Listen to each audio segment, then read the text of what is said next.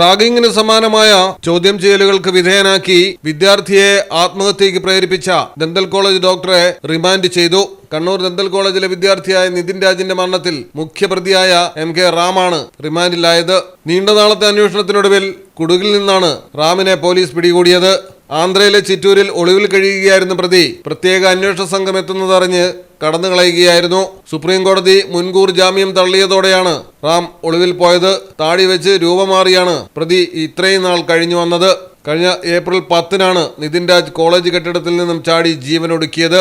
വകുപ്പ് മേധാവി റാം മാനസികമായി പീഡിപ്പിക്കുന്നുണ്ടെന്ന് നിതിൻ നേരത്തെ തന്നെ കുടുംബത്തെ അറിയിച്ചിരുന്നു. അധ്യാപകരായ റാമും സംഗീത നമ്പ്യാരുമാണ് കേസിലെ പ്രധാന പ്രതികൾ. വിദ്യാർത്ഥിയുടെ മരണത്തെ തുടർന്ന് കോളേജിൽ നിന്നും ഇരുവരെയും പുറത്താക്കുകയും ചെയ്തിട്ടുണ്ട്. മലയാളം ടെലിവിഷൻ, കണ്ണൂർ. അക്കരയുടെ പൈതൃകം, ഇക്കരയുടെ കൗതുകം. അൽദാൻ അറേബ്യൻ ബേക്സ്. മനസ്സും വയറും ഒരുപോലെ നിറയ്ക്കാം. രുചികരവും ആരോഗ്യപ്രദവുമായ അൽദാൻ ലബനീസ് കുബൂസ് ഇപ്പോൾ കേരളത്തിൽ എവിടെയും ലഭ്യമാണ്.